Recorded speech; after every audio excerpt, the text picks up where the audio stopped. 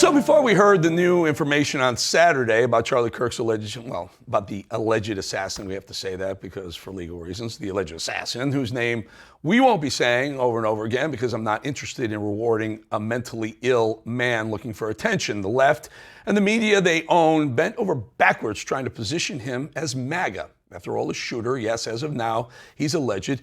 The shooter comes from a conservative family, but the fact is, and we know the left absolutely hates facts, especially ones that hurt their agenda. Fact is that this is a propagandized, murderous leftist, of which there are too many these days. And I'm sick and tired of the world pretending that there isn't an army out there willing to kill and even die for their twisted cause on the left. And I'm sick and tired of the world pretending like the left didn't create this with their own hands and words. On ABC this week, Hamas apologist and Democrat Party shill Martha Raddatz, behold. And anything new on the investigation? You say he admitted that, confessed? No, not again. He has not confessed to authorities. He is not cooperating. But all the people around him are cooperating, and I think that's very important.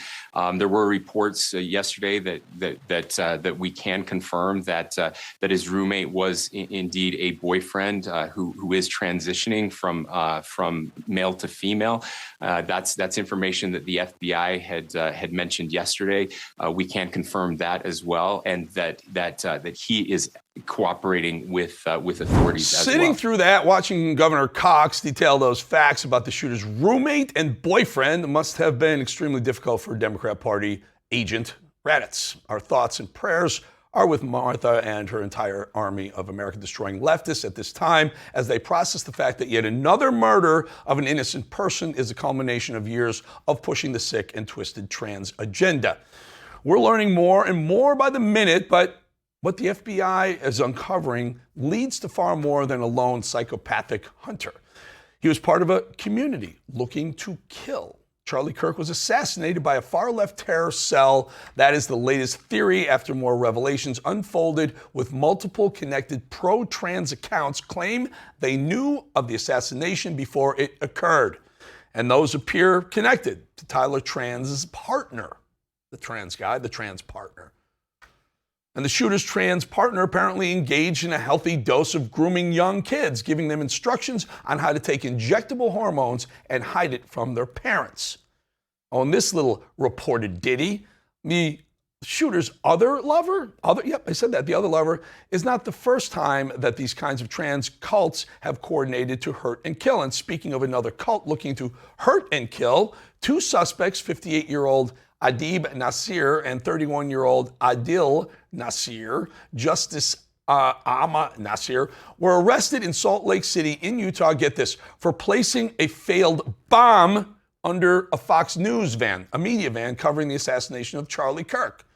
All of these things are connected. This is all in the makeup of the radical left, all of it. The violent trans army, the terrorists, the criminals, the illegals, it's all part of the same machine, and it's all supported and financed and protected, by the way, by the Democrat Party. Let's be clear. I'm not declaring war, not by any means, but I am saying that one side of this country has clearly declared war on the other, on us. Here's Virginia College Republicans president.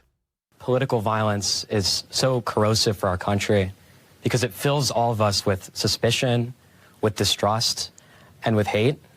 But the reason I'm here today is to reject that. Gives us hope for the future, I guess. But what are we supposed to do when they've created a violent uprising, an army of young, angry men with guns and a mission created by the left? 5 years ago, the likes of Antifa and radical leftists already hit America with violence, and they have hit the ground running ever since. We're sick and tired of pretending that these people belong as part of our society. I'm also sick and tired of pretending that these people should be allowed to walk amongst us. The problem is that the left made them feel like they're gods above the rest of society. The left made them feel like coddling people with mental illness is acceptable. Not just acceptable, more important, above all else. Right now, there's an army of parents out there who've done the despicable, the irreversible, and their guilt forces them to push their agenda even harder. The left created an army of transgender militants. They've created a cult of violence and of murder. I'm sick and tired of pretending that's not true. This isn't just about Democrats calling us fascists and racist, which is slanderous and untrue. They've propagandized and galvanized angry soldiers with weapons to send more than words at us. We're sending words to them. They're sending bullets back at us.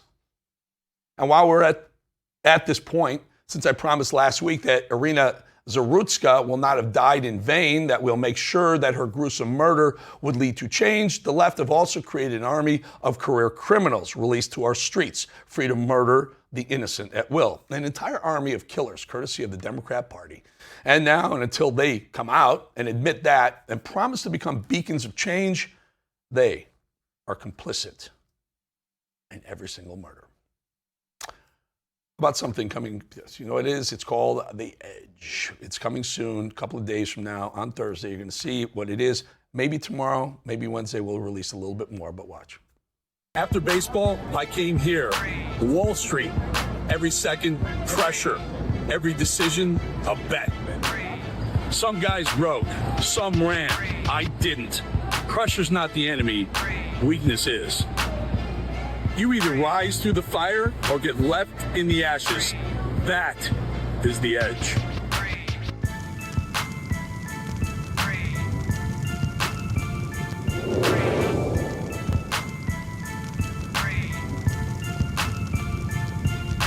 All right, also, we want to break into this. Mad Dog, get on the Voice of God for a second here. We have some breaking news, right? Tell us what you got. You got some video? Yeah, this is some video of the second bombing of the cartels. So there's another cartel video, drug cartel in a boat, allegedly in a boat, and well, this happened.